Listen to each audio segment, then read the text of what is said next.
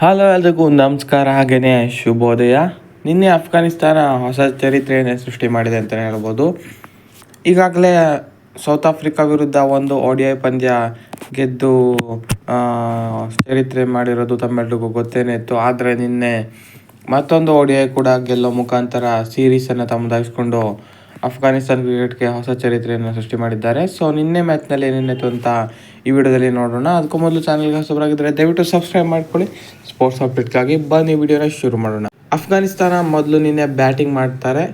Batting ಮಾಡಿದ ಅಫ್ಘಾನಿಸ್ತಾನಕ್ಕೆ ಒಳ್ಳೆ ಆರಂಭನೇ ಸಿಗುತ್ತೆ. ರಿಯಾಜ್ ಹಸನ್ ಮತ್ತು ಗುರ್ಬಾಜ್ ಅವರು ಒಂದೊಳ್ಳೆ ಪಾರ್ಟ್ನರ್ಶಿಪ್ಪನ್ನು ಮಾಡ್ತಾರೆ. 81 ರನ್ಗಳ ಸುದೀರ್ಘ ಪಾರ್ಟ್ನರ್ಶಿಪ್ಪನ್ನು ಕೈಗೊಳ್ತಾರೆ, 88 ರನ್ಗಳದ್ದು. ಸೊ ಅದಾದ ಬಳಿಕ ಚೆನ್ನಾಗಿ ಆಡ್ತಿದ್ದ ರಿಯಾಜ್ ಹಸನ್ ಮಾರ್ಕ್ರಮ್ ಅವ್ರಿಗೆ ಔಟ್ ಆಗ್ತಾರೆ. ಸೊ ನೆಕ್ಸ್ಟ್ ಕೂಡ ಪಾರ್ಟ್ನರ್ಶಿಪ್ ನಿಲ್ಲಲಿಲ್ಲ. ಗುರ್ಬಾಜ್ ಮತ್ತು ರೆಹಮತ್ ಶಾ ಅತ್ಯುತ್ತಮ ಪಾರ್ಟ್ನರ್ಶಿಪ್ಪನ್ನು ಮಾಡ್ತಾರೆ. ಈ ಜೋಡಿ ಕೂಡ 100+ ಪಾರ್ಟ್ನರ್ಶಿಪ್ಪನ್ನು ಮಾಡುತ್ತೆ. ನಂತರ ಗುರ್ಬಾಜ್ ಅವರು ತಮ್ಮ 100ಅನ್ನು ಗಳಿಸ್ಕೊಳ್ತಾರೆ. ಒಂದು ಚಿಂದಿ 100 ಗಳಿಸ್ತಾರೆ ಗುರ್ಬಾಜ್ ಅವರು. 100 ಗಳಿಸಿ ನಂತರ ಔಟ್ ಆಗ್ತಾರೆ.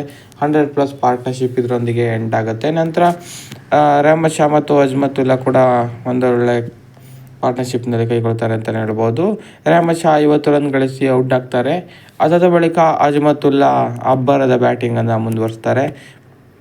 ಮ್ಯಾಚ್ ಫಿನಿಶಿಂಗ್ ಮಾಡೋ ಜವಾಬ್ದಾರಿಯನ್ನು ತೆಗೆದುಕೊಂಡು ಸಖತ್ತಾಗಿಯೇ ಮ್ಯಾಚನ್ನು ಫಿನಿಶ್ ಮಾಡ್ತಾರೆ ಅಂತಲೇ ಹೇಳ್ಬೋದು. 50 ಬಾಲ್ನಲ್ಲಿ 86 ಭರ್ಜರಿ ಬ್ಯಾಟಿಂಗನ್ನು ಆಡ್ತಾರೆ. ಒಂದು T20 ಇನ್ನಿಂಗ್ಸ್ ಆಡಿದ್ರು ಅಂತಲೇ ಹೇಳ್ಬೋದು ಕೊನೆಯಲ್ಲಿ.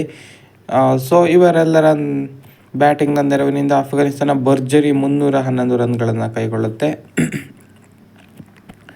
ಇದನ್ನು ಬೆನ್ನತ್ತಿದ ಸೌತ್ ಆಫ್ರಿಕಾಕ್ಕೂ ಕೂಡ ಒಳ್ಳೆ ಆರಂಭನೇ ಸಿಗುತ್ತೆ. ಬೌಮಾ ಮತ್ತು ಡಿ ಜಾರ್ಜಿ 73 ರನ್ಗಳ ಭರ್ಜರಿ ಪಾರ್ಟ್ನರ್ಶಿಪ್ಪನ್ನು ಕೈಗೊಳ್ತಾರೆ. ಇನ್ನೇನು ಮ್ಯಾಚ್ ಚೆನ್ನಾಗಿ ಹೋಗ್ತಾ ಇದೆ ಅಷ್ಟರಲ್ಲಿ ಬೌಮಾ ಅವರು ಔಟ್ ಆಗ್ತಾರೆ. ಬೌಮಾ ಅವರು ಔಟ್ ಆದ ಬಳಿಕ ಡಿ ಜಾರ್ಜಿ ಅವರು ಕೂಡ ಬೇಗನೆ ಔಟ್ ಆಗಿಬಿಡ್ತಾರೆ. ಇದರೊಂದಿಗೆ ಓಪನರ್ಸು ಒಂದೊಳ್ಳೆ ಪಾರ್ಟ್ನರ್ಶಿಪ್ನಿಂದ ಬೇಗ ಔಟ್ ಆದಂತಾಗುತ್ತದೆ. ಅದಾದ ಬಳಿಕ ರಿಜಾ ಹೆಂಡ್ರಿಕ್ಸ್ ಮತ್ತು ಟ್ರಿಸ್ಟನ್ ಸ್ಟಬ್ಸ್ ಹಾಗೆಯೇ ವೇರೆನ್ನೆ ಕೂಡ ಅವರ ದಾರಿಯನ್ನೇ ಹಿಂಬಾಲಿಸ್ತಾರೆ. ಸ್ಟಬ್ಸ್ 5, ವೇರೆನ್ನೆ 2, ಹಾಗೆಯೇ ಮಲ್ಡರ್ ಕೂಡ 2 ರನ್ ಗಳಿಸಿ ಔಟ್ ಆಗ್ತಾರೆ. ಹೀಗೆ ಯಾರು ಕೂಡ ಬ್ಯಾಟಿಂಗ್ನಲ್ಲಿ ಪರಾಕ್ರಮವನ್ನು ತೋರಲಿಲ್ಲ. ಅಫ್ಘಾನಿಸ್ತಾನ ಬೌಲರ್ಗಳ ದಾಳಿಗೆ ಕುಸಿದೋಗ್ತಾರೆ ಅಂತಲೇ ಹೇಳ್ಬೋದು. ಫಾರ್ಚೂನ್ ಕೂಡ 0, ಹಾಗೆಯೇ ಪೀಟರ್ 5, ಕೊನೆಯಲ್ಲಿ ಗಿಡಿ 3ಕ್ಕೆ ಔಟ್ ಆಗ್ತಾರೆ. ಸೊ ಇದರೊಂದಿಗೆ ಸೌತ್ ಆಫ್ರಿಕಾ ಮತ್ತೊಮ್ಮೆ 134 ರನ್ಗಳಿಗೆ ಆಲ್ಔಟ್ ಆಗ್ತಾರೆ. ಅಂದರೆ ಮತ್ತೊಮ್ಮೆ ಕಳಪೆ ಮೊತ್ತಕ್ಕೆ ಮೊದಲ ODIನಂತೆಯೇ ಆಲ್ಔಟ್ ಆದಂತಾಗ್ತಾರೆ. ಮೊದಲ ODIನಲ್ಲೂ ಕೂಡ ಸೌತ್ ಆಫ್ರಿಕಾ ತಂಡ 106ಕ್ಕೆ ಆಲ್ಔಟ್ ಆಗಿದ್ದರು. ಈ ಮ್ಯಾಚ್ ಕೂಡ 134ಕ್ಕೆ ಆಲ್ಔಟ್ ಆಗಿದ್ದಾರೆ. ಇದಕ್ಕೆ ಪ್ರಮುಖ ಕಾರಣ ಅಂದರೆ ರಶೀದ್ ಖಾನ್ ಪೈಪರ್ ಎತ್ತಾಕೊಂಡ್ರು. 9 ಓವರ್ನಲ್ಲಿ ಕೇವಲ 19 ರನ್ ನೀಡಿ 5 ವಿಕೆಟನ್ನು ಗಳಿಸಿದರು. ಮತ್ತೆ 4 ವಿಕೆಟನ್ನು ಕರೋಟೆ ಅವರು ತೆಗೆದರು. 6 ಓವರ್ 2 ಬಾಲ್ 26 ರನ್ ಕೊಟ್ಟು 4 ವಿಕೆಟನ್ನು ಪಡೆದುಕೊಂಡ್ರು. ಸೊ ಈ ಜೋಡಿ ಸೌತ್ ಆಫ್ರಿಕಾ ಬ್ಯಾಟರ್ನ ಮ್ಯಾಚ್ನಿಂದ ವಾಪಸ್ ಕರ್ಕೊಂಡು ಹೋದು. ಸೊ ಅಫ್ಘಾನಿಸ್ತಾನಕ್ಕೆ ಹಿಸ್ಟಾರಿಕ್ ಸೀರೀಸ್ ವಿನ್ನು ಇದು ಆಯಿತು. ಸೌತ್ ಆಫ್ರಿಕಾದಂತಹ ಬಲಿಷ್ಠ ತಂಡವನ್ನು ವಿರುದ್ಧ ಸೀರೀಸ್ ಗೆಲ್ಲೋದು ಅಫ್ಘಾನಿಸ್ತಾನಕ್ಕೆ ಒಂದೊಳ್ಳೆ ಬೂಸ್ಟ್ ಕೊಟ್ಟಿರುತ್ತೆ.